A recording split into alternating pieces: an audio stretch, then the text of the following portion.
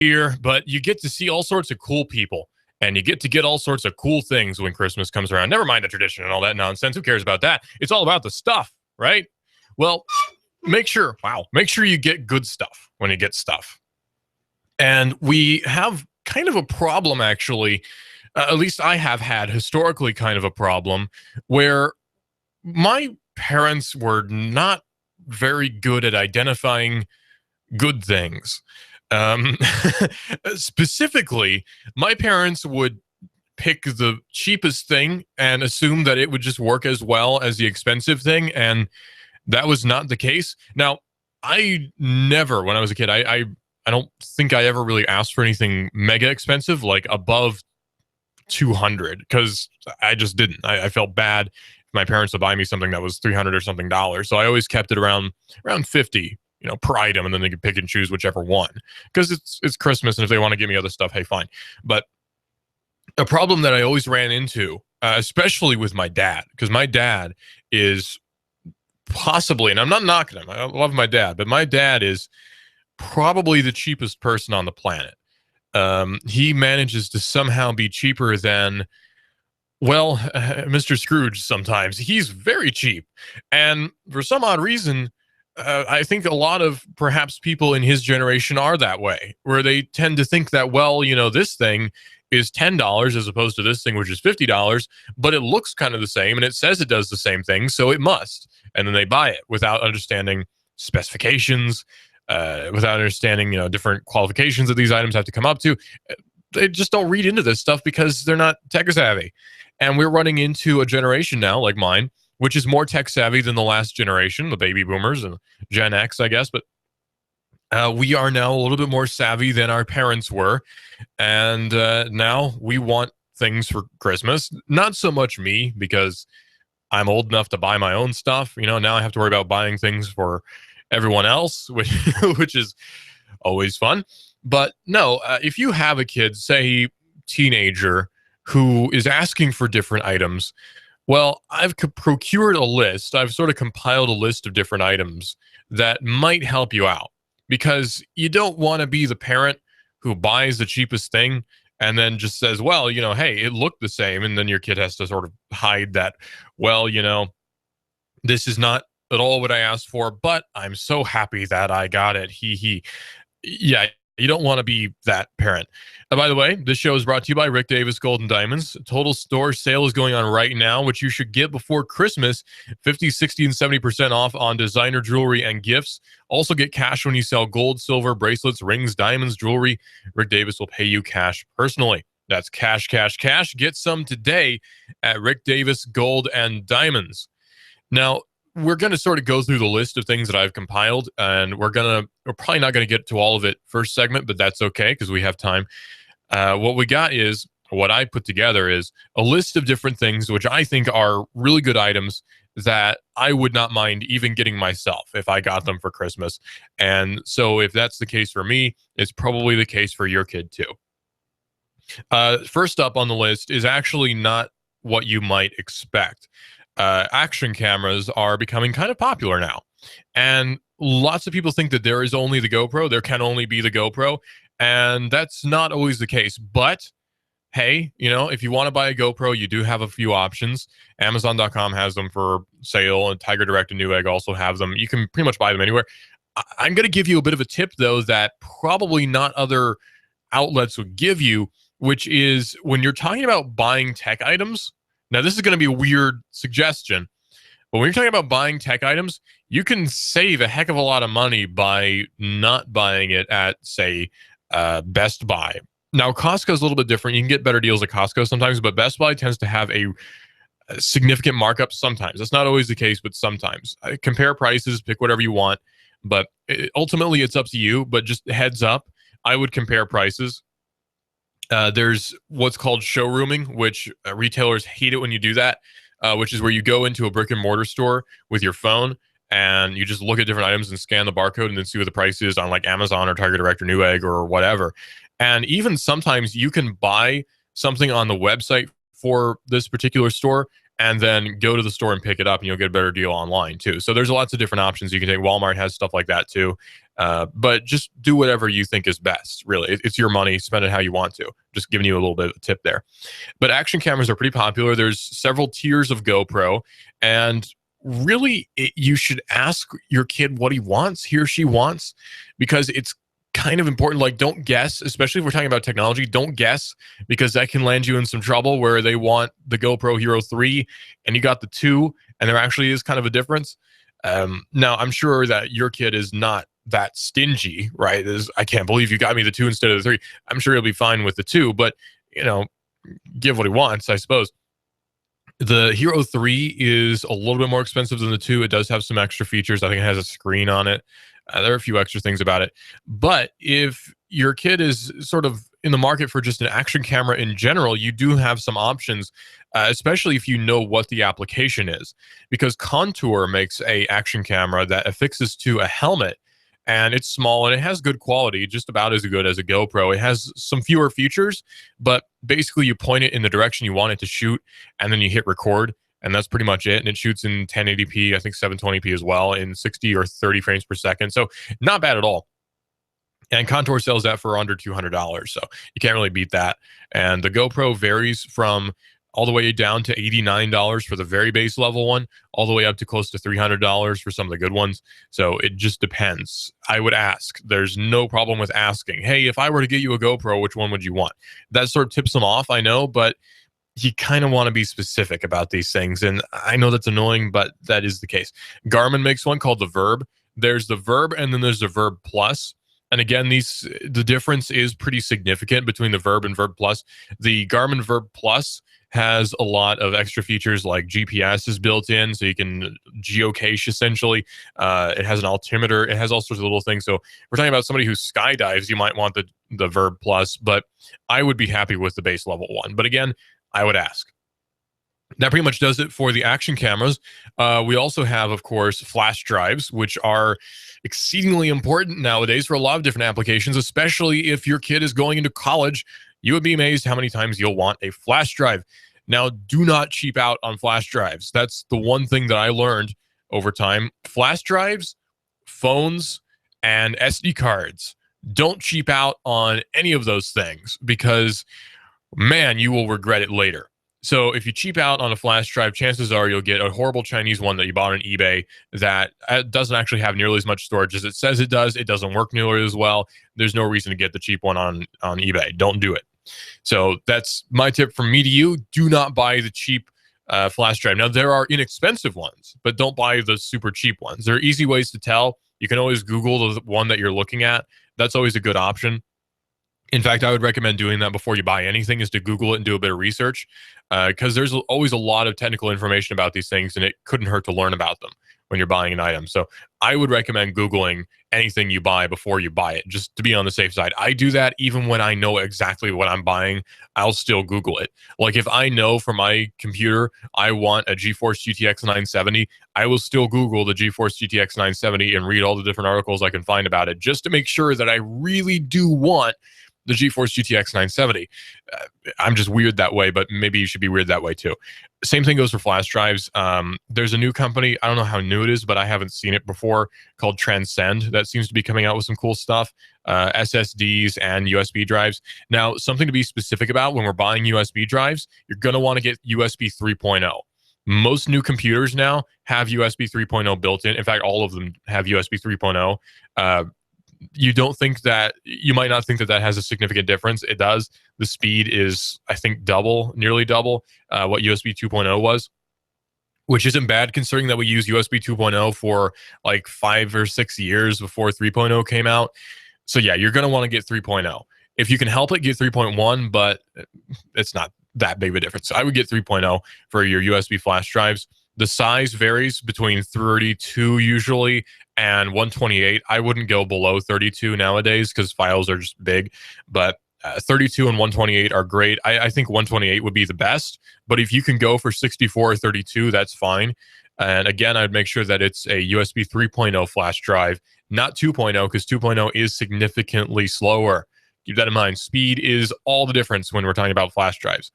Almost as important as storage space. There are some good brands. SanDisk makes good flash drives. There's Kingston makes good flash drives. If you can find those, they're a little bit more specialized, a little bit more expensive. And let's see, SanDisk, Kingston, and Transcend, like I said before. And then there's a few other companies which make flash drives, which are pretty good too. Kingston tends to make heavier duty ones. Transcend actually makes one that's waterproof and shockproof, which can be pretty useful.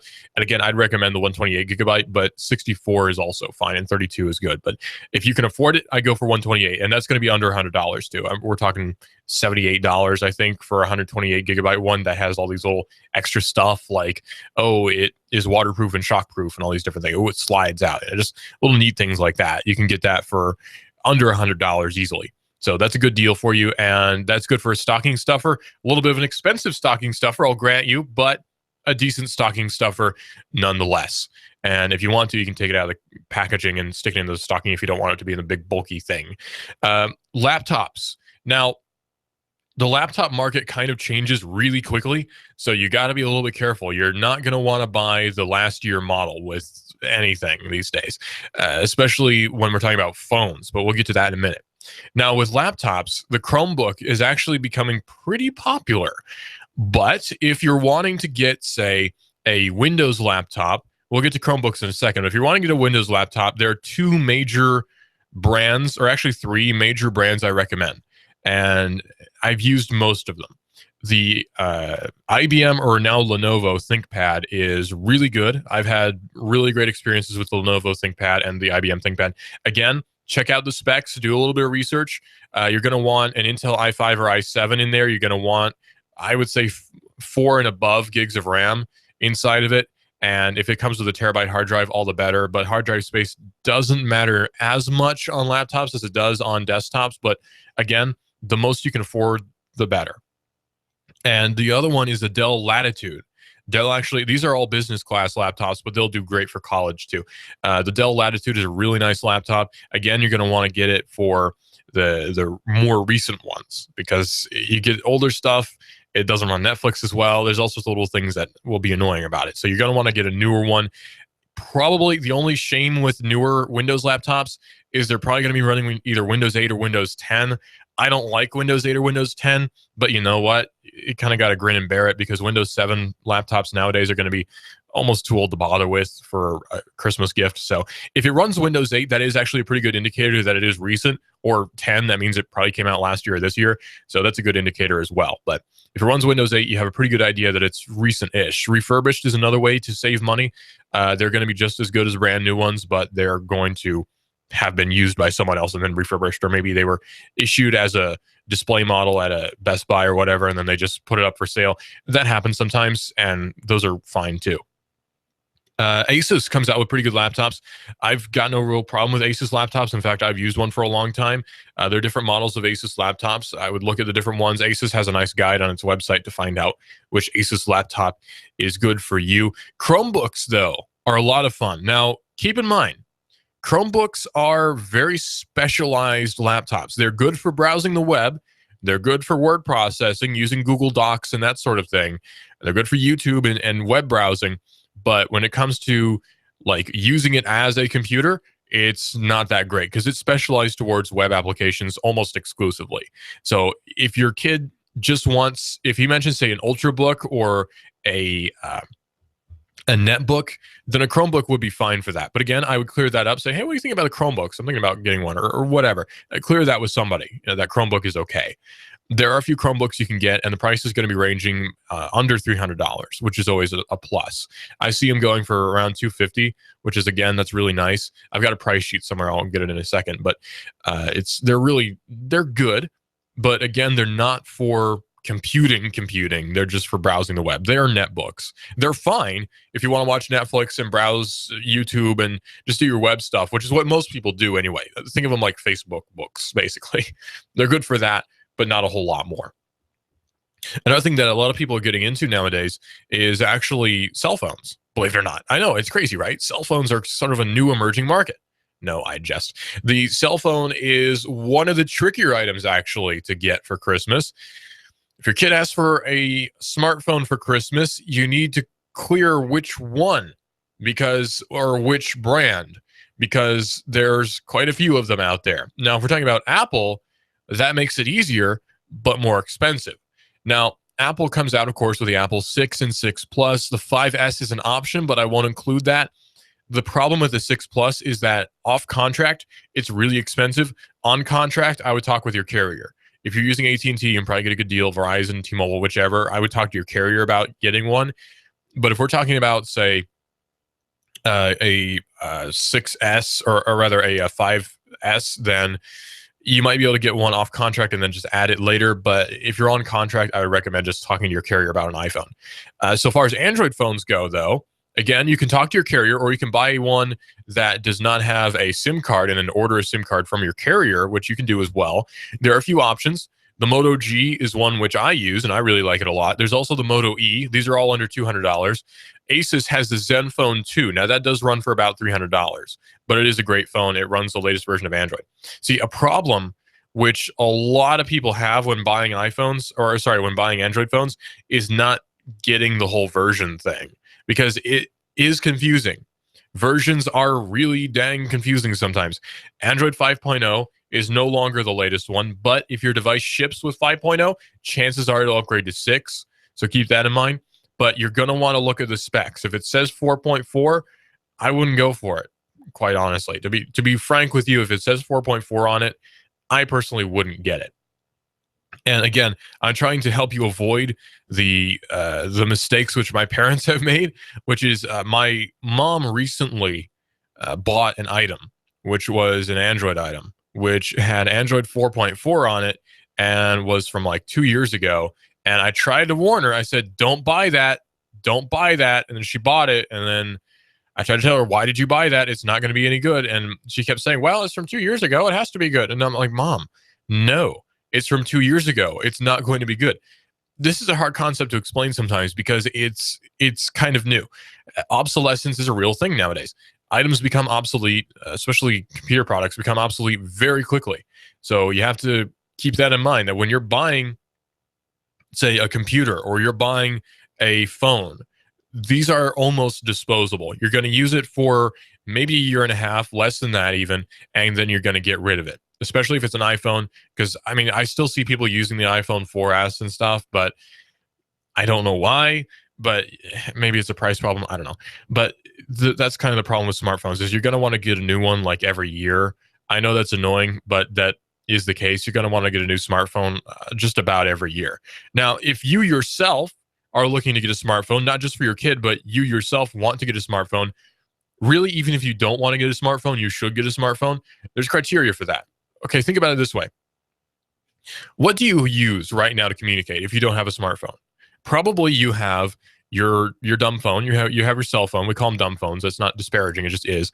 And you have a calendar, right? And you have a contact book, right?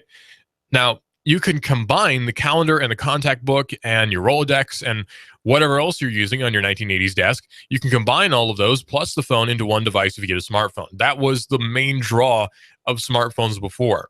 I mean, that was why people got Blackberries back in the day, and now it's why people are getting smartphones today. Really, you probably should get a smartphone, and they're not hard to figure out how to use. They're designed to be used by basically anyone.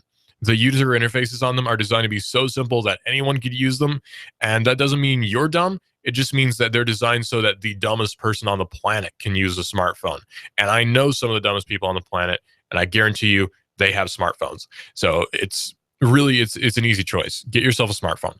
I would recommend, again, if you want Android, I would recommend the Moto G just as a starter. I think they're really good. I've used one for a long time.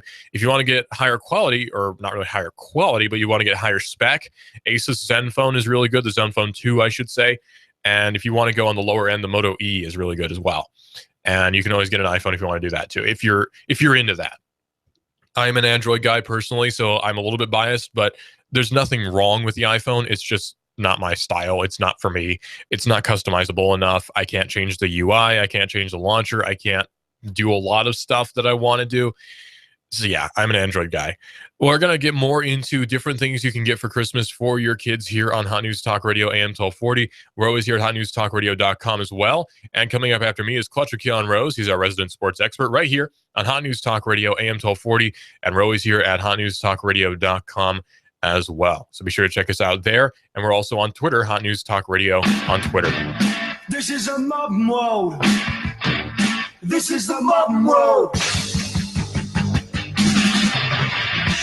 kind of fool do you think I am? You think I know nothing of the You give us 12 minutes and 40 seconds, we'll give you Chattanooga and the world. News Talk 1240. Sky Aerial Services uses advanced drone technology to give you a better perspective and depth of your property and project. We offer aerial photography and video for your business, farm, home, or advertising campaigns, as well as editing services to complete the experience. Call us at 423-521-0284 and see how we can help you tell your story about your business, property, or project. We work with real estate professionals, both commercial and residential, developers, engineer inspectors, surveyors, ad agencies, auto and boat dealers, mapping services, insurance inspectors, corporate marketing, charity events, weddings, and photographers. Our consultation is free. Call 423-521-0284. That's 423-521-0284, or visit our website, skyaerialservices.com. Sky Aerial Services. The sky is our limit. Here you are, working to keep your customers happy and to manage your cash flow. IRS problems are the last thing you need, but here they are, flapping about you like vultures. Get help from Eric Pelton and his team of accountants at E.J. Pelton Company. Audits, letters, proposed return changes, 1099s, penalty threats. Pelton Tax Resolution Services brings peace of mind and helps you keep more of what you've earned. EJPelton.com. Offices on Brainerd Road and in Saudi Daisy, just north of the Bilo. That's E.J. Pelton. Call 622-3156. Think ahead, 622-3156. We've got a table here at Delia's in Saudi Daisy, ready to delight in a plate of authentic Mexican food. Delia's spreads a rich selection: loaded nachos, crazy chicken, homemade tamales, maybe the enchiladas with beef, chicken, pork, quesadillas. Every dish beautifully pictured on the menu to help us decide. Join us for lunch or dinner. We're at Delia's in Saudi Daisy on Dayton Pike near the Thrasher Light. Here's dinner. Delia's uses the freshest ingredients, cooked to perfection. Nachos, homemade. Delia's open every day except the Lord's Day. For lunch and dinner, treat yourself to Delia's genuine Mexican food. In Saudi, call 521-7145. That's 521-7145. Hi, I'm Rebecca Costa, host of the Costa Report, every Sunday at 9 a.m. My guest this week is former Congressman from Ohio, Dennis Kucinich, who says a Department of Defense is not enough. The United States needs a Department of Peace, which is committed to avoiding wars. Is Kucinich onto something? Find out this Sunday at 9 a.m. on the Costa Report, right here on AM 1240, Hot News Talk Radio.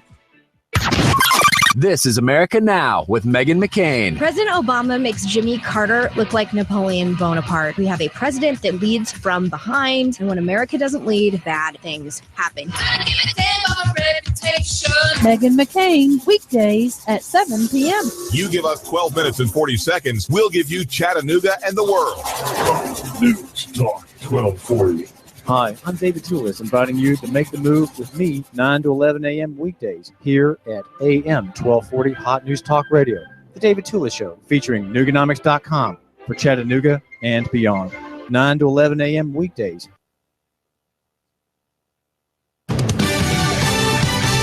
Fox News Radio, I'm Lillian Wu. The alleged ringleader of the Paris attacks has been killed in yesterday's police siege, but the French Interior Minister is urging further action. Each and everyone needs to understand that it is urgent that Europe organize itself, defend itself against the terrorist threats. Meanwhile, the police are continuing their counterterrorism push. There were further raids in Belgium, trying to track down the others who are believed to have been involved in the Paris attacks. And of course, this is a wider sweep as well for the authorities here.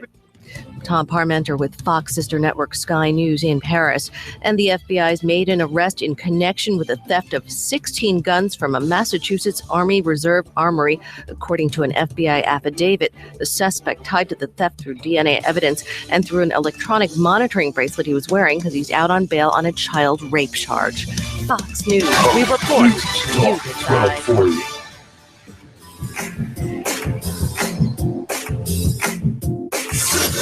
You give us 12 minutes and 40 seconds, we'll give you Chattanooga and the world.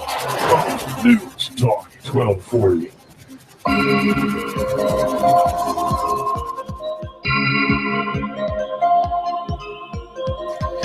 gifts for Christmas. What should you get?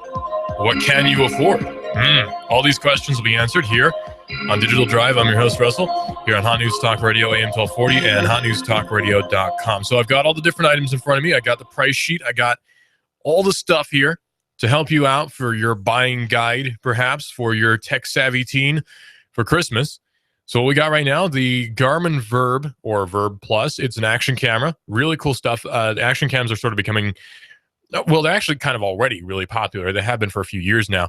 The GoPro kind of started it, and it sort of went on from there. But there are some options. Now, if your kid asks for a GoPro, get a GoPro. Because if there's nothing worse than asking for something and then getting the off-brand of that. So you don't want that. Now, that's not to say these other things are off-brands. It's just they're not the GoPro. If your kid wants a GoPro, chances are they did research on the GoPro and likes these different features and is planning specifically on the features of the GoPro. So if you ask for a GoPro Hero 3, get a GoPro Hero 3. Prices on GoPros are $85 to $300, by the way. $85 for the very, very base model, which I wouldn't recommend, and then $300 for the higher end model. And I would ask your kid which one, which GoPro is it you were wanting? And so go over prices, but you can see them on Amazon. You can see them on Best Buy. If you want to look at them in person, go to Best Buy and look at them. The Garmin, though, Garmin's known for making actually GPSs. You're probably familiar. Garmin also has an action cam business, which it actually just started. And it's selling the Verb and the Verb Plus. Now, the Verb Plus is about $100 more than the Verb. Reason being, it has a lot more features. It's got the altimeter. It actually has GPS location on it. It's got a bunch of other features all saloon in there. It acts as a universal positioning device for every position you could ever want. The base model is $119, and then the model after that is about $219. But you're going to get different prices on different websites. That's the thing with some of these tech items is you're going to be seeing different prices on different websites. That's standard. So shop around and see which price you like. The Sony Action Cam is another good one. I actually own one of these. I love it. $119 for a Sony Action Cam. It's in that range anyway. And these will all shoot 1080p, by the way. The Sony Action Cam I really like because it shoots in 24, 60, and 120 frames per second. And it'll only do 120 and 720p, by the way. But 1080p will do 64, or rather it'll do 60 and 24 frames per second, which is really nice. The GoPro Hero, the new model, the Hero 4, I believe, will shoot in 4K. So if somehow your child has an editing workstation which can handle 4K video, then all the more power to them. But otherwise, it shoots in 720 and 1080 and even 480p as well. Sort of a newcomer is the Contour Roam 3 for action cams. And that one's really exciting to me because it is very small. It's about, I don't know how to describe the size of it. I'm trying to think of something. Gosh, I can't think of really anything that you can equate it to in terms of size. Okay, think about a telescopic sight on a gun. Imagine that being about half that size, but the same sort of diameter, sort of that diameter that you're picturing. And imagine that with sort of a brace on it that you can put onto your helmet. You're picturing the Contour Roam 3 in my own very odd way of describing it. The Contour Roam 3 shoots in 1080p as well. The other models did not. So the Roam 3, I believe, is where that started. It's also the latest model, and it's only $149. And again, this is good for like the main gift, right? You don't want to overspend and spoil your kid, but this would be my main gift if I was to give somebody, if I had a kid and I'd give stuff for Christmas, this would be like the main thing. Another thing is game consoles. Now, game consoles are a little bit confusing for the older generation to understand. They are not all the same either. So right now we have the Wii U, the Sony PS4, and the Xbox One. These are all three competing against each other. And then you have the PC market, which we're going to get into a little bit too. The Wii U is it's the least popular out of all of them, but some people do want them. I'm not saying they're bad. It's just that they are not the thing to get. Some people do want them though. So ask, which game console do you want? Because you got to be specific. The Wii U has stuff like Mario. I think it's coming out with a new Zelda game. It's coming out soon for the Wii U. Metroid. All the Nintendo stuff is on the Wii U. The Sony PlayStation 4 does have its own exclusives. It has God of War is a PlayStation exclusive. There's a few others as well. But the PS4 and Xbox One do have some of the same games. But they do have exclusives as well. Like Xbox is Halo exclusive. But Destiny is on both the Sony and the Xbox, so keep that in mind. And again, it's the PS4, not the 3. Got to be specific about that. The 4, not the 3, the 2, or the 1. Definitely not the 1. Although it is great, it's kind of from 1994, so you don't want that. Xbox One is, again, prices vary. It used to be like $600 almost. Now the price has gone down pretty significantly. They're probably going to be coming out with a slim model soon, but it's going to be in the $200 to $300 range right now for a PS4 and Xbox One. And again, ask which one. Games are important too. There's a lot of different newer games coming out that are pretty exciting for the console market. Call of Duty seems to be the one. Call of Duty Ghosts, I'm wanting to say, is the newest one. And then there are a few others that have come out since then probably, but look up what the newest Call of Duty is because I suddenly forgot. And then if that's what your kid asks for, then get that. There's all sorts of different games out there to buy though, so be careful. Now, flash drives. Again, we're going to look at flash drives again. SanDisk has 32 to 128 gigabyte flash drives, which are all very nice. USB 3.0 is extremely expensive, or is extremely important, not extremely expensive, extremely important. Get it under $100 too. You can get any of these under $100. Except for, actually, no, you can get all of them under 100. I just checked. The ADATA waterproof shock resistant one is $14.99 for 32 gigabytes. And Transcend is another brand that's selling a bunch of different flash drives. So check that out. Another thing that sometimes you forget about is gift cards. There's nothing wrong with getting a gift card. Now, maybe not as the main present, like happy birthday, here's a gift card. But sometimes if you just don't know exactly what to get, but you want the sentiment to be there, then a gift card is totally fine. Amazon tends to be the most popular gift card to give out. If your kid is a PC gamer, Steam makes gift cards, which you can buy at any store, basically. I would recommend about $60 for a Steam gift card. That's enough to buy one new game and a bunch of older games and not so older games, depending on the sale. Steam always has sales going on. So $60 can actually get you a lot of games. So $60 would be my recommended value for pretty much any gift card, Amazon included.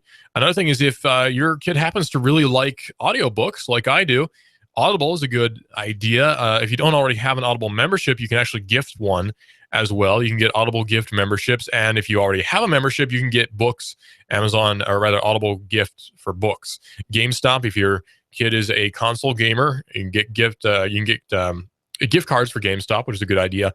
Best Buy as well for hardware and what have you. Now, again, we're going to look at phones again. Android has the Moto G, the Moto E, and the Asus Zenfone 2. These are the three main phones I recommend for budget.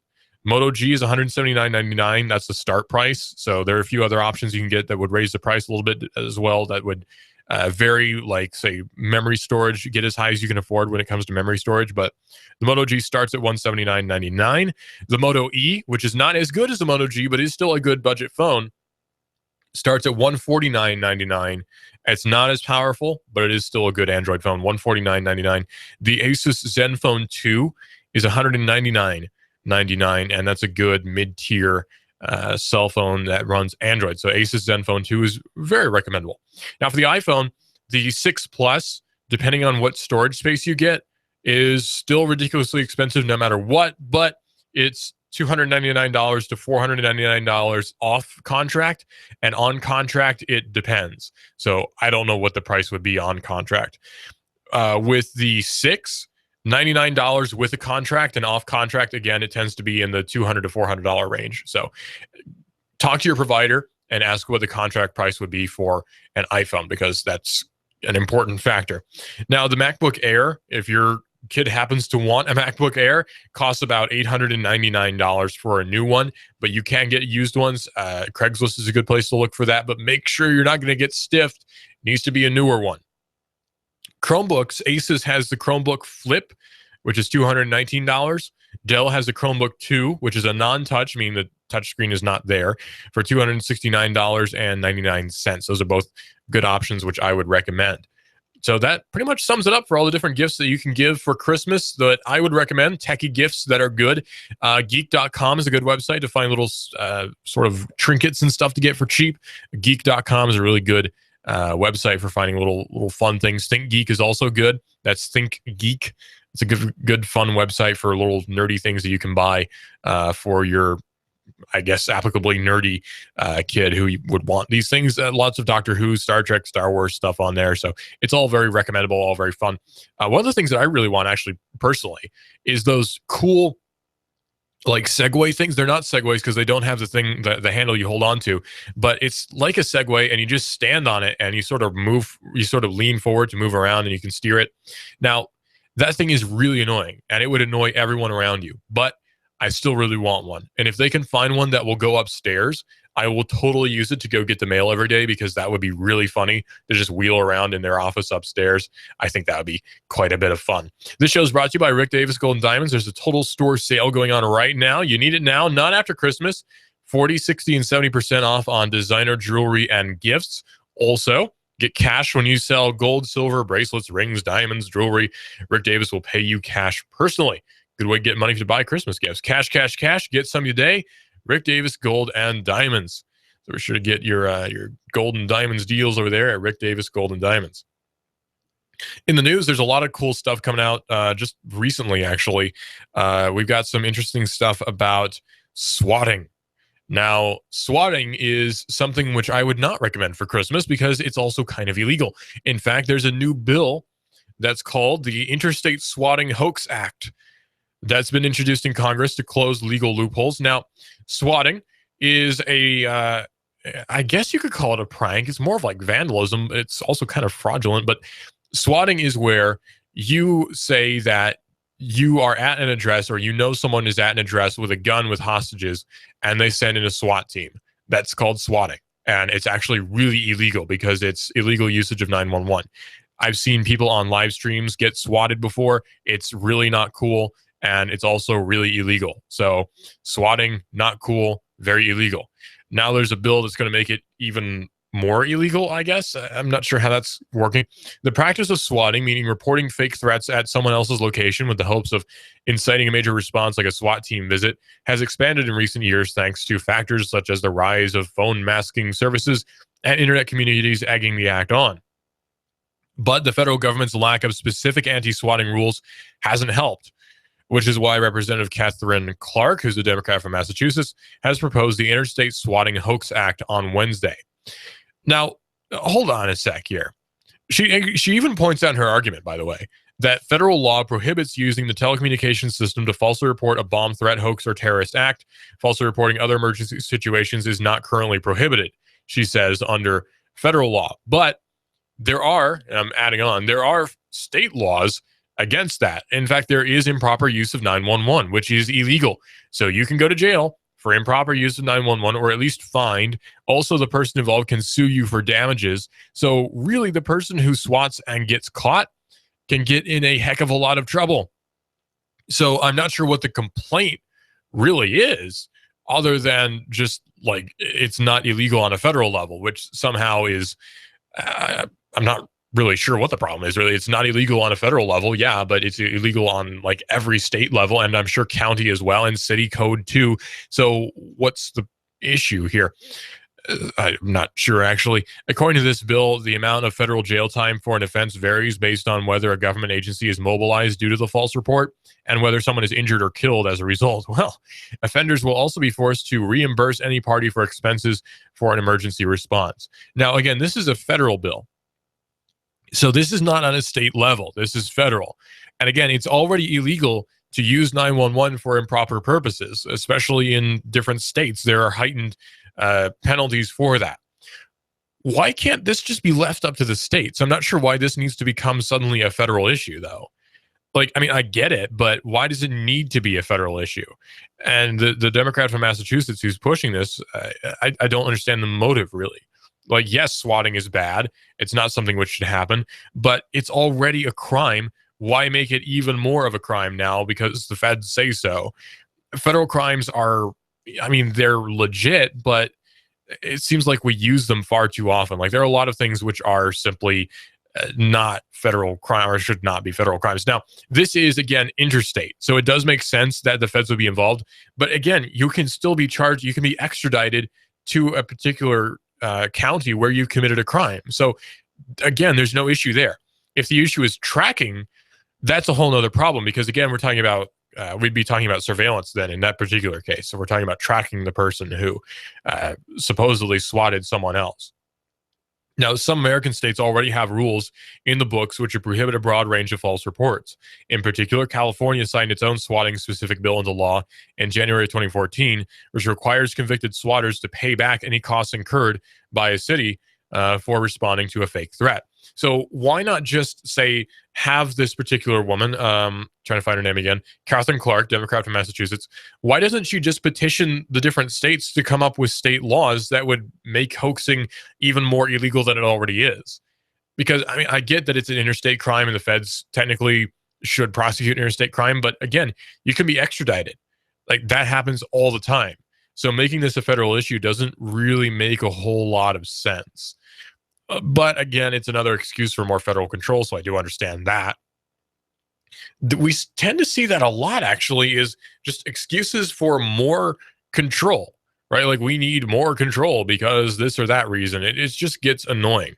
It just gets to the point where maybe I don't want you, digging around in my underwear anymore, because it seems like that's the next step. Well, in Manhattan, it's got even worse. There's a DA in Manhattan who is demanding, I'm not sure where he gets off demanding, but he's demanding Congress require mobile phone backdoors. This is a debate that's been going on for a long time. Mobile phone backdoors. Woo boy. Now, mobile phone backdoors are, well, it's a little bit complicated. What happens, especially with iPhones and newer Android phones, is when you send communications, it's encrypted on your phone. It's called end-to-end encryption. So it's encrypted on your end and it's encrypted on the server end. And that means that hackers can't get your information, or at least it thwarts them. It's a little bit harder to get your information. Now, this is perhaps a little bit problematic for the feds and for different state prosecutors or whatever, because this means now that they can't get at that information even with a warrant, because the existence of that data, it doesn't exist. Basically, in the eyes of the companies, the data doesn't even exist because it's encrypted. They can't even get at it. So it's just bits flying around that don't mean anything because they're encrypted. Now, the argument on the state side is that we need to stop terrorists, so we need to be able to read your phones. The problem, though, is if it starts with the feds, it's not going to end with the U.S. government. Next, it's going to be Brazil, and it'll be Russia, and it'll be China, and it'll be Australia, and it'll be the U.K., it'll be every other country out there. GCHQ supposedly is looking at requiring this as well over in the U.K. This is going to lead to many different problems when it comes to privacy. Because if the feds can get into it, I guarantee you anyone else can get into it too with a certain amount of skill. So this is a very big problem for anyone who values privacy, a huge problem, because now this means that you essentially don't have any, because terrorists might use this particular service to be terrorists. Essentially, they're blaming the tool for the crime, which makes no sense. Cyrus Vance Jr., who's a Manhattan district attorney and outspoken critic of encryption, oddly enough, called on Congress to adopt legislation mandating that mobile phone makers like Apple and Google bake backdoors into their smartphones. And again, the idea of the backdoor would be government now has a key to this encryption and can look at it whenever it chooses, or at least with a warrant. Vance said it's government's principal responsibility to keep its residents safe, and that a government cannot fulfill that responsibility if huge amounts of vital information directly related to public safety are inaccessible by the government. Well, that's a fine argument, but I don't really want the government to keep me safe because it tends to do kind of a terrible job at that. So I don't trust it. I don't trust them, and I don't trust a lack of encryption. Here's the thing with encryption. It's not just communications that are encrypted. It's also, well, your secure transactions. If there are encryption backdoors, secure transactions do not exist anymore. You bought something from Amazon, someone can look at that transaction now. You do not have secure transactions anymore if there are encrypted backdoors. It just doesn't happen. So this is everything that we fought for from the early 90s on suddenly being thrown away because some guys in some offices can't read your stuff because you might be a criminal. Another problem is, the problem is your phone's encrypted when you enter in a PIN code. So you enter in this PIN code and your phone then becomes decrypted so you can read it. And before then, your phone is encrypted. Now, your PIN code counts as intellectual property, essentially. You own that. And it's not physical evidence, so it can't be seized from you, even with a warrant. You can choose to not disclose your PIN code to the cops. You can, and you should anyway. So you don't have to disclose that, and you shouldn't. Now, the problem with that for cops is that's very annoying, and they'll try to coerce that out of you, or the DA or whoever will try to coerce that out of you. You don't have to give that. In fact, it would be a Fifth Amendment violation for you to be coerced to give that over, because then you would be potentially you would be incriminating yourself, and you really don't want to do that. So the whole idea now of, oh, look, we need a lack of encryption now to keep everyone safe is actually going to make everyone less safe. Suddenly, everyone will be much less safe on the digital side. So the lack of encryption is entirely short-sighted, and really it's only pushed for by people who don't actually understand how computers really work, like James Comey, like James Clapper, like this guy out of Cyrus Vance Jr. out of Manhattan. The district attorney's proposal in Manhattan provided data saying that in a span of 12 months ending in October, as many as 111 prosecutions in his office from a variety of crimes like homicide, attempted murder, sexual abuse of a child, sex trafficking, assault, and robbery were hindered because of encrypted mobile phones connected to these cases. He also cited a litany of prosecutions in which evidence obtained from mobile phones helped solve the same types of cases. Now, as nice as it might be to solve all these cases, it's also, this would be trotting upon all of our liberties. That's the thing. When you have liberties, there are certain sacrifices you have to make. And sometimes some of those are solving cases. If you can't gather the evidence legally, then you shouldn't have the evidence. And as much as you might not like it, it's illegal to get someone's PIN code from them forcibly. That's a crime. Just as searching someone's phone without a warrant would be a crime. And if you can't get a warrant, even if you can get a warrant for the phone, but you can't get into it, and the only way to get into it would be to break the law, then you shouldn't get that evidence in the first place. So you shouldn't break the law just because you want to, or because maybe the end might be good. This is very pragmatic. And we see pragmatism far too often in government. This is just another example of that pragmatism that we keep seeing, is begging for smartphone PIN codes to be given over and backdoors to be put in these phones. The thing is, various hackers tend to be very, very smart, and much smarter than governments could ever hope to be. So you can be guaranteed that there's going to be foreign or domestic hackers who can get into your phone because these backdoors exist. If the backdoors exist for the government, the backdoors exist for anyone else who is smart enough to break into them too. So this is not just and again, there's the argument too that it's not just going to be the US government, it's going to be every other government too. It's going to be every other government that has a industrialized smartphone using society that's going to want to get into these smartphones. So then the Chinese government will have access to backdoors for your iPhone. Fortunately, these different phone manufacturers are pushing against this very strongly. Apple in particular has been staunch in its stance against putting backdoors into these smartphones, which is great stuff, fortunately. So our smartphones are safe for now, but they might be compromised thanks to government coming up soon. Speaking of coming up soon, Clutcher Keon Rose is doing just that here on Hot News Talk Radio AM 1240 and hotnewstalkradio.com. He's our resident sports expert here at Hot News Talk Radio, so be sure to listen to him. He's going to give us our sports update right here, Hot News Talk Radio AM 1240, and Rose is here at hotnewstalkradio.com as well. This is a mob mode. This is the mob mode.